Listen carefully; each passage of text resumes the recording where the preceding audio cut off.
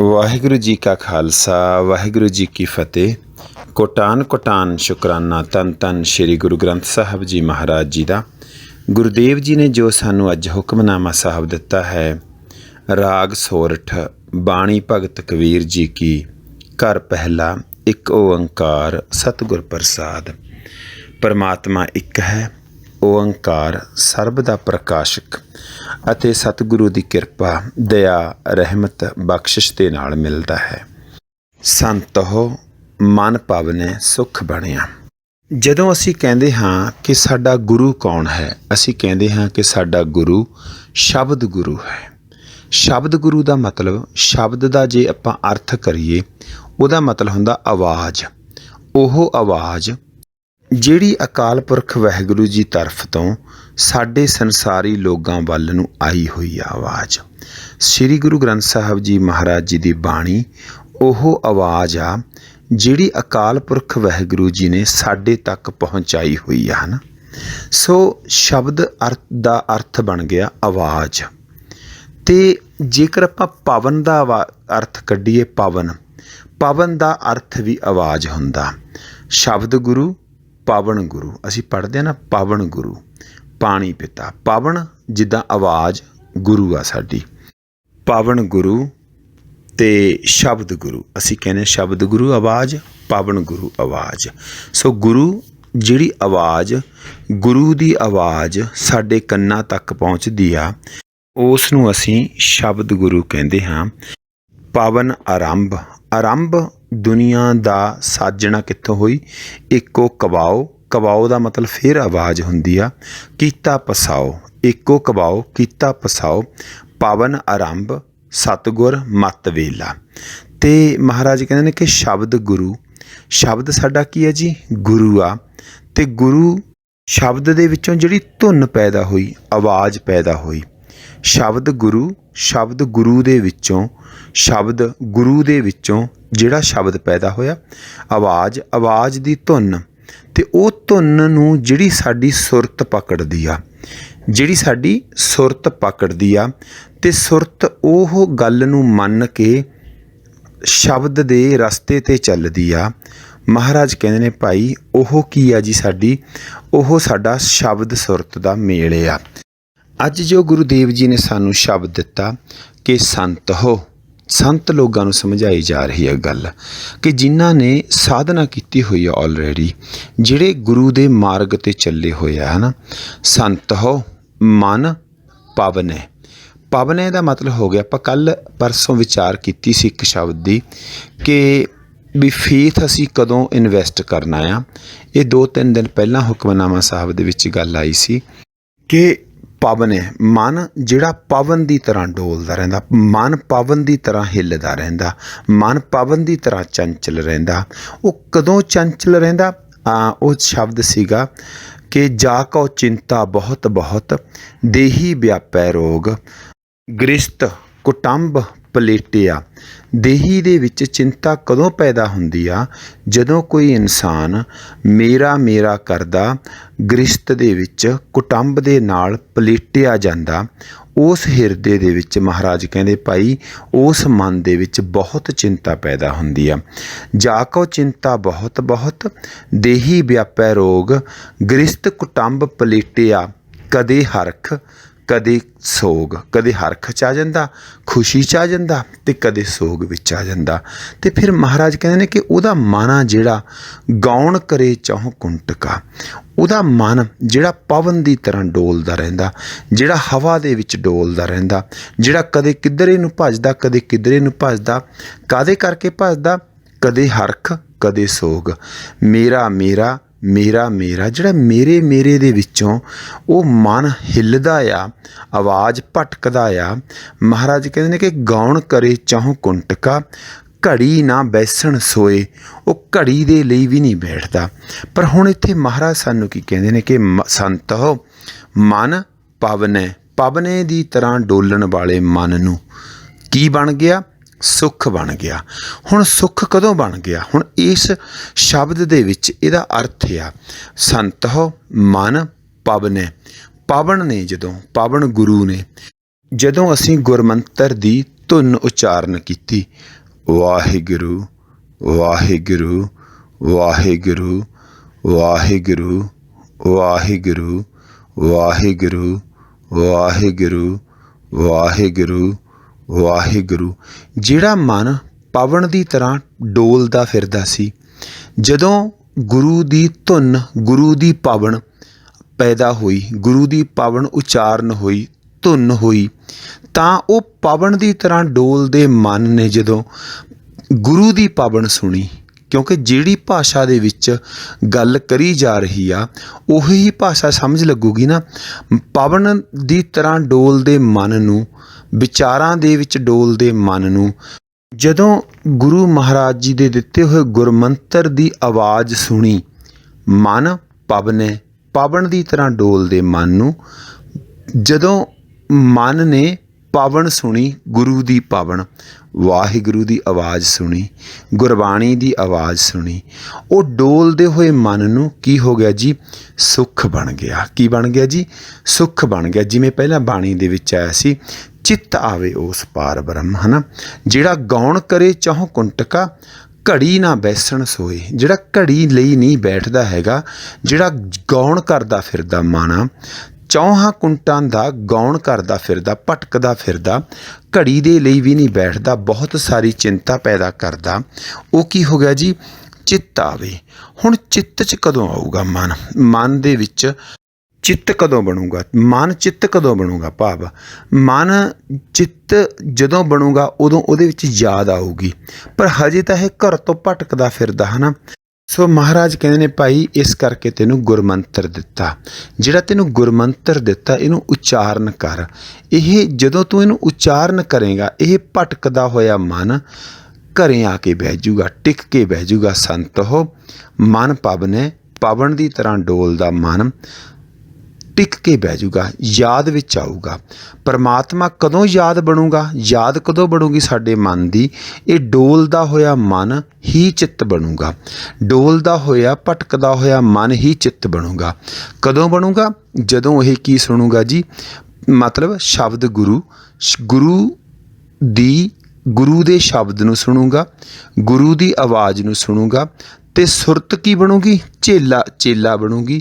ਕਾਹਦੀ ਚੇਲਾ ਬਣੂਗੀ? ਉਹ ਧੁਨ ਦੀ। ਕਿਹੜੀ ਧੁਨ ਦੀ? ਵਾਹਿਗੁਰੂ ਵਾਹਿਗੁਰੂ ਵਾਹਿਗੁਰੂ ਵਾਹਿਗੁਰੂ ਵਾਹਿਗੁਰੂ ਵਾਹਿਗੁਰੂ ਵਾਹਿਗੁਰੂ ਵਾਹਿਗੁਰੂ ਵਾਹਿਗੁਰੂ ਵਾਹਿਗੁਰੂ। ਜਿਹੜੀ ਇਹ ਧੁਨ ਆ, ਧੁਨ ਨੂੰ ਜਦੋਂ ਸੁਰਤ ਸੁਣੂਗੀ, ਕਾਹਦੇ ਨਾਲ ਸੁਣੂਗੀ ਜੀ? ਧਿਆਨ ਦੇ ਨਾਲ। ਧਿਆਨ ਦੇ ਨਾਲ ਸੁਣ ਕੇ ਸ਼ਬਦ ਦੇ ਮਗਰ ਲੱਗੂਗੀ, ਉਦੋਂ ਇਹ ਡੋਲਦਾ ਹੋਇਆ ਮਨ, ਉਹਦੇ ਵਿੱਚ ਕੀ ਬਣ ਜੂਗਾ ਜੀ? ਸੁੱਖ ਬਣ ਜੂਗਾ, ਉਹਦੇ ਵਿੱਚ ਟਿਕਾ ਆ ਜੂਗਾ। ਉਹ ਭਟਕਦਾ ਹੋਇਆ ਮਨ ਥਿਰ ਘਰ ਦੇ ਵਿੱਚ ਬੈਠ ਜਾਏਗਾ। ਤੇ ਜਦੋਂ ਮਹਾਰਾਜ ਦੂਜੇ ਪਾਸੇ ਕਹਿੰਦੇ ਆ ਕਿ ਗਾਉਣ ਕਰੇ ਚਾਹੋਂ ਕੁੰਟਕਾ, ਘੜੀ ਨਾ ਬੈਸਣ ਸੋਏ, ਚਿੱਤ ਆਵੇ। ਜਦੋਂ ਚਿੱਤ ਦੇ ਵਿੱਚ ਯਾਦ ਆਊਗੀ, ਜਦੋਂ ਚਿੱਤ ਦੇ ਵਿੱਚ ਵਾਹਿਗੁਰੂ ਯਾਦ ਆਊਗਾ, ਉਹ ਕਦੋਂ ਯਾਦ ਆਊਗਾ? ਉਸ ਤੋਂ ਪਹਿਲਾਂ ਸਾਨੂੰ ਇਹ ਰਸਨਾ ਦੇ ਨਾਲ ਮਹਾਰਾਜ ਕਹਿੰਦੇ, ਭਾਈ ਤੈਨੂੰ ਜਪਣਾ ਪਏਗਾ। ਸੋ ਅੱਜ ਦਾ ਜੋ ਇਹ ਹੁਕਮਨਾਮਾ ਸਾਹਿਬ ਮਹਾਰਾਜ ਨੇ ਦਿੱਤਾ, ਸੰਤ ਹੋ ਮਨ ਪਵਨੇ ਸੁੱਖ ਬਣਿਆ। ਹੁਣ ਇੱਕ ਤੇ ਹੋ ਗਈ ਵਿਚਾਰ ਕਿ ਜੋ ਅਸੀਂ ਇਹਦੇ ਅਰਥ ਭਾਵ ਕਰਦੇ ਹਾਂ। ਹੁਣ ਇਸ ਸ਼ਬਦ ਦੇ ਅਰਥ ਇਹ ਬਣ ਗਏ ਕਿ ਸੰਤ ਲੋਗੋ, ਭਾਈ ਮਨ ਆ ਜਿਹੜਾ ਪਵਨ ਦੀ ਤਰ੍ਹਾਂ ਡੋਲਦਾ ਆ, ਇਹਨੂੰ ਸੁੱਖ ਬਣ ਗਿਆ। ਕਦੋਂ ਸੁੱਖ ਬਣ ਗਿਆ? ਜਦੋਂ ਇਸ ਨੇ ਪਾਵਨ ਗੁਰੂ ਸੁਣਿਆ, ਗੁਰੂ ਦੀ ਪਾਵਨ ਸੁਣੀ, ਗੁਰੂ ਦੀ ਆਵਾਜ਼ ਸੁਣੀ, ਤੇ ਇਹਨੂੰ ਸੁੱਖ ਬਣ ਗਿਆ। ਅਤੇ ਹੁਣ ਇਹ ਸਾਡੇ ਲਈ ਕੀ ਬਣ ਗਈ? ਇਹ ਸਿਰਫ ਕੰਨ ਰਸ ਗੱਲ ਬਣ ਕੇ ਬਹਿ ਗਈ। ਕੰਨ ਰਸ ਉਦੋਂ ਗੱਲ ਬਣਦੀ ਆ ਜਦੋਂ ਕੋਈ ਇਨਸਾਨ ਸਿਰਫ ਅਰਥਾਂ ਤੱਕ ਸੀਮਿਤ ਹੋ ਜੇ ਤੇ ਅਰਥਾਂ ਤੋਂ ਅੱਗੇ ਲੰਘਣਾ। ਮਹਾਰਾਜ ਕਹਿੰਦੇ ਤੂੰ ਅਰਥਾਂ ਦੇ ਵਿੱਚ ਵੀ ਨਹੀਂ ਫਸਣਾ ਹੈਗਾ ਤੇ ਤੂੰ ਅਰਥਾਂ ਤੋਂ ਵੀ ਅੱਗੇ ਲੰਘਣਾ। ਕਦੋਂ ਲੰਘਿਆ ਜਾਊਗਾ ਅਰਥਾਂ ਤੋਂ ਅੱਗੇ? ਜਦੋਂ ਭਾਈ ਤੂੰ ਇਸ ਨੂੰ ਕਮਾਵੇਂਗਾ। ਪਰ ਮਹਾਰਾਜ ਕਮਾਈ ਕਿੱਦਾਂ ਹੋਊਗੀ? ਕਮਾਈ ਉਦੋਂ ਹੋਊਗੀ ਜਦੋਂ ਤੂੰ ਗੁਰੂ ਜੀ ਦੀ ਗੱਲ ਨੂੰ ਸੁਣੇਗਾ। ਗੁਰੂ ਜੀ ਦੀ ਗੱਲ ਨੂੰ ਸੁਣਨਾ ਸਾਡੀ ਮੌਨ ਭਗਤੀ ਆ। ਕੀ ਭਗਤੀ ਆ ਜੀ? ਮੌਨ ਭਗਤੀ ਆ, ਜਿਹਨੂੰ ਅਸੀਂ ਮੌਨੀ ਭਗਤੀ ਕਹਿੰਦੇ ਹਾਂ। ਜਦੋਂ ਅਸੀਂ ਕਿਸੇ ਦੀ ਗੱਲ ਸੁਣਾਂਗੇ, ਜਦੋਂ ਅਸੀਂ ਗੁਰੂ ਜੀ ਦੀ ਗੱਲ ਸੁਣਾਂਗੇ ਤਾਂ ਸਾਡਾ ਅੰਦਰੋਂ ਮਨ ਚੁੱਪ ਹੋਏਗਾ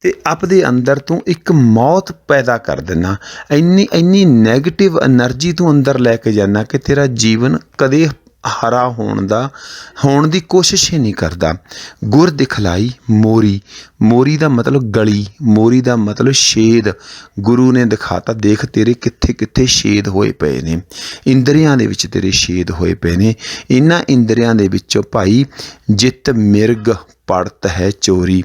ਇਹ ਜਿਹੜੇ ਮਿਰਗ ਨੇ, ਇਹ ਜਿਹੜੇ ਵਾਸ਼ਨਾਵਾਂ ਦੇ ਮਿਰਗ ਨੇ, ਵਿਸ਼ਿਆਂ ਦੇ ਮਿਰਗ ਨੇ, ਇਹ ਤੇਰੀ ਖੇਤੀ ਨੂੰ ਖਾ ਜਾਂਦੇ ਨੇ ਹਰ ਰੋਜ਼। ਇਹਨਾਂ ਨੂੰ ਬੰਦ ਕਰ, ਮੂੰਦ ਲਈਏ ਇਹਨਾਂ ਨੂੰ ਬੰਦ ਕਰ। ਇਹਨਾਂ ਨੂੰ ਗੁਰੂ ਦੀ ਕਿਰਪਾ ਦੇ ਨਾਲ, ਜਿਵੇਂ ਬਾਬਾ ਜੀ ਨੇ ਸਾਨੂੰ ਪਹਿਲਾਂ ਦੱਸਿਆ, ਕਮਾਈ ਦੇ ਨਾਲ। ਠੀਕ ਹੈ, ਸਾਨੂੰ ਥੋੜ੍ਹੇ ਜਿਹੇ ਅਰਥਾਂ ਦੀ ਜ਼ਰੂਰਤ ਹੈਗੀ ਆ ਵੀ ਸਾਨੂੰ ਅਰਥ ਗੁਰੂ ਮਹਾਰਾਜ ਜੀ ਦੇ ਆਉਣੇ ਚਾਹੀਦੇ ਆ, ਥੋੜ੍ਹੇ ਜਿਹੇ ਸ਼ਬਦ ਅਰਥ ਆਉਣੇ ਚਾਹੀਦੇ ਆ, ਪਰ ਅਰਥ ਇਨਫ ਨਹੀਂ ਹੈਗੇ ਆ।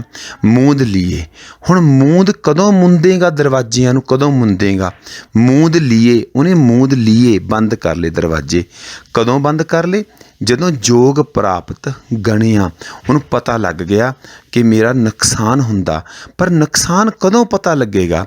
ਜਦੋਂ ਆਪਾਂ 5-5 ਮਿੰਟ 10-10 ਮਿੰਟ ਕੱਲੇ ਕੱਲੇ ਸ਼ਬਦ ਦੇ ਉੱਤੇ ਬਹਿ ਕੇ ਗੁਰਮੰਤਰ ਦਾ ਜਾਪ ਕਰਾਂਗੇ। ਵਾਹਿਗੁਰੂ ਵਾਹਿਗੁਰੂ ਵਾਹਿਗੁਰੂ ਵਾਹਿਗੁਰੂ ਵਾਹਿਗੁਰੂ ਵਾਹਿਗੁਰੂ ਵਾਹਿਗੁਰੂ ਵਾਹਿਗੁਰੂ ਵਾਹਿਗੁਰੂ ਵਾਹਿਗੁਰੂ ਵਾਹਿਗੁਰੂ ਵਾਹਿਗੁਰੂ ਵਾਹਿਗੁਰੂ ਵਾਹਿਗੁਰੂ। ਇਹ ਜਿਹੜਾ ਜਾਪ ਆ, ਇਹ ਸਾਡੇ ਮਨ ਨੂੰ ਚਿੱਤ ਦੇ ਵਿੱਚ ਬਦਲੇਗਾ। ਜਿਹੜਾ ਮਨ ਪਵਨ ਦੀ ਤਰ੍ਹਾਂ ਭਟਕਦਾ ਫਿਰਦਾ ਸੀ, ਉਹ ਟਿਕ ਕੇ ਬਹਿ ਜਾਏਗਾ ਅਤੇ ਉਹਦੇ ਵਿੱਚ ਵਾਹਿਗੁਰੂ ਦੀ ਯਾਦ ਆਉਣੀ ਸ਼ੁਰੂ ਹੋ ਜਾਏਗੀ। ਅਤੇ ਫਿਰ ਉਹਦੇ ਵਿੱਚੋਂ, ਉਹ ਯਾਦ ਦੇ ਵਿੱਚੋਂ, ਉਸ ਦ੍ਰਿੜਤਾ ਦੇ ਵਿੱਚੋਂ ਵਿਵੇਕ ਬੁੱਧੀ ਮਹਾਰਾਜ ਕਹਿੰਦੇ ਪੈਦਾ ਹੋਏਗੀ। ਕਦੋਂ ਹੋਏਗੀ? ਜਦੋਂ ਤੇਰੀ એનર્ਜੀ ਵੇਸਟ ਹੋਣੀ ਬੰਦ ਹੋ ਜਾਏਗੀ। ਮੂੰਦ ਲੀਏ ਦਰਵਾਜ਼ੇ, ਬਾਜੀ ਵਾਲੇ ਅਨਹਦ ਬਾਜੇ। ਮਹਾਰਾਜ ਨੇ ਅੱਗੇ ਫਲ ਦਿੱਤਾ ਕਿ ਤੇਰੇ ਦਰਵਾਜ਼ੇ ਮੁੰਦਿਆਂ ਤੋਂ ਬਾਅਦ ਤੈਨੂੰ ਕੀ ਭਾਈ ਬਖਸ਼ਿਸ਼ ਹੋਏਗੀ, ਬਾਜੀ ਵਾਲੇ। ਫਿਰ ਤੇਰੇ ਹਿਰਦੇ ਦੇ ਵਿੱਚੋਂ, ਤੇਰੀ ਅੰਦਰੋਂ ਤੇਰੀ ਯਾਦ ਚੱਲੇਗੀ, ਦ੍ਰਿੜਤਾ ਦੇ ਵਿੱਚੋਂ, ਅੰਤਸ਼ਕਰਨ ਦੇ ਵਿੱਚੋਂ ਜਿਹੜਾ ਤੈਨੂੰ ਦ੍ਰਿੜ ਹੋ ਜਾਏਗਾ ਨਾਮ, ਗੁਰੂ ਦਾ ਨਾਮ, ਵਾਹਿਗੁਰੂ ਦਾ ਨਾਮ ਦ੍ਰਿੜ ਹੋ ਜਾਏਗਾ ਬਾਜੀ ਵਾਲੇ। ਫਿਰ ਉਹ ਆਪਦੇ ਆਪ ਸਹਿਜ ਦੇ ਵਿੱਚ ਅਨਹਦ ਬਾਜੇ। ਬਾਜਾ ਕੀ ਹੁੰਦਾ? ਤੁਹਾਡੀ ਆਵਾਜ਼। ਫਿਰ ਇਹ ਜਿਹੜੀ ਮੂੰਹ ਦੇ ਨਾਲ ਆਵਾਜ਼ ਪਹਿਲਾਂ ਕੱਢਦੇ ਸੀ, ਫਿਰ ਹੁਣ ਹਿਰਦੇ ਦੇ ਵਿੱਚੋਂ ਆਪਦੇ ਆਪ ਤੋਂ ਆਉਂਦੀ ਆ ਬਾਜੀ ਵਾਲੇ। ਅਨਹਦ, ਅਨਹਦ ਹੁੰਦੀ ਆ ਇੱਕ ਧੁਨ ਦੇ ਵਿੱਚ। ਸੋ ਮਹਾਰਾਜ ਨੇ ਸਾਨੂੰ ਇਹ ਕਮਾਈ ਵਾਸਤੇ ਸ਼ਬਦ ਦਿੰਦੇ ਆ, ਇਹਦੀ ਕਮਾਈ ਕਰੀਏ। ਆਪਾਂ ਇਕੱਲੇ ਇਕੱਲੇ ਸ਼ਬਦ 2-2 ਮਿੰਟ ਲਗਾਈਏ, 5-5 ਮਿੰਟ ਲਗਾਈਏ, ਆਪਦਾ ਟਾਈਮ ਸੈੱਟ ਕਰੀਏ ਅਤੇ ਸੁਰਤ ਨੂੰ ਸ਼ਬਦ ਦੇ ਹਵਾਲੇ ਕਰੀਏ, ਆਪਣੇ ਧਿਆਨ ਨੂੰ ਗੁਰੂ ਦੇ ਹਵਾਲੇ ਕਰੀਏ ਕਿ ਮਹਾਰਾਜ ਜੀ ਹੁਣ ਤੁਸੀਂ ਬਖਸ਼ਿਸ਼ ਕਰੋ। ਜਦੋਂ ਅਸੀਂ ਗੁਰਮੰਤਰ ਜਾਪ ਜਪਦੇ ਹਾਂ, ਗੁਰਮੰਤਰ ਦਾ ਜਾਪ ਜਪਦੇ ਹਾਂ, ਇਹਦੇ ਨਾਲ ਸਾਡਾ ਮਨ ਇਕਾਗਰ ਹੁੰਦਾ। ਇਹਦੇ ਨਾਲ ਇਹ ਜਿਹੜੇ ਦਰਵਾਜ਼ੇ, ਖੁੱਲ੍ਹੇ ਦਰਵਾਜ਼ੇ ਨੇ, ਉਹ ਮੂੰਦ ਬੰਦ ਕਰ ਲੈਂਦੇ ਹਾਂ, ਖੁੱਲ੍ਹਿਆਂ ਨੂੰ ਬੰਦ ਕਰ ਲੈਂਦੇ ਹਾਂ। ਜਿਵੇਂ ਹੀ ਬੰਦ ਹੁੰਦੇ ਨੇ, ਮੂੰਦ ਲੀਏ ਦਰਵਾਜ਼ੇ, ਇਹ ਮਨ ਪਵਨ ਹੈ, ਪਵਨ ਦੀ ਤਰ੍ਹਾਂ ਡੋਲਦਾ ਮਨ ਸੁੱਖ ਦੇ ਵਿੱਚ ਆ ਜਾਂਦਾ, ਇਕਾਂਤ ਦੇ ਵਿੱਚ ਆ ਜਾਂਦਾ, ਆਪਦੇ ਘਰ ਦੇ ਵਿੱਚ ਆ ਜਾਂਦਾ। ਗੁਰੂ ਮਹਾਰਾਜ ਜੀ ਕਿਰਪਾ ਕਰਨ, ਸੱਚੇ ਪਾਤਸ਼ਾਹ, ਕਿ ਕੰਨ ਰਸ ਨਾ ਬਣੇ, ਇਹ ਵਿਚਾਰਾਂ ਕੰਨ ਰਸ ਨਾ ਬਣ ਜਾਣ ਕਿ ਆਹ ਇਹਦੇ ਅਰਥ ਬਣ ਗਿਆ। ਅਰਥ ਜ਼ਰੂਰੀ ਆ, ਪਰ ਮਹਾਰਾਜ ਕਹਿੰਦੇ ਭਾਈ ਅਰਥ ਦੇ ਵਿੱਚ ਹੀ ਫਸ ਕੇ ਨਾ ਰਹਿ ਜੀ। ਅਰਥ ਤੈਨੂੰ ਗਿਆਨ ਦੇ ਨਾਲ ਜੋੜ ਦੇਣਗੇ, ਪਰ ਗਿਆਨ ਕਈ ਵਾਰੀ ਕਪਟ ਦੇ ਨਾਲ ਤੈਨੂੰ ਜੋੜ ਦਿੰਦਾ। ਇਸ ਕਰਕੇ ਤੂੰ ਗਿਆਨ ਦੇ ਨਾਲ ਵੀ, ਗਿਆਨ ਵੀ ਤੂੰ ਛੱਡਣਾ। ਗਿਆਨ ਖੰਡ ਤੋਂ ਅੱਗੇ ਭਾਈ ਤੇਰਾ ਸ਼ਰਮ ਖੰਡ ਆਏਗਾ। ਮਿਹਨਤ ਕਰ, ਕਮਾਈ ਕਰ। ਕਮਾਈ ਕੀ ਆ? ਵਾਹਿਗੁਰੂ ਵਾਹਿਗੁਰੂ ਵਾਹਿਗੁਰੂ ਵਾਹਿਗੁਰੂ ਵਾਹਿਗੁਰੂ ਵਾਹਿਗੁਰੂ ਵਾਹਿਗੁਰੂ ਵਾਹਿਗੁਰੂ ਵਾਹਿਗੁਰੂ। ਬੇਅੰਤ ਭੁੱਲਾਂ ਚੁੱਕਾਂ ਦੀ क्षमा ਜੀ। ਵਾਹਿਗੁਰੂ ਜੀ ਕਾ ਖਾਲਸਾ, ਵਾਹਿਗੁਰੂ ਜੀ ਕੀ ਫਤਿਹ। ਅਪਰ ਨ ਤੇਰੀ ਬਾਤੇ।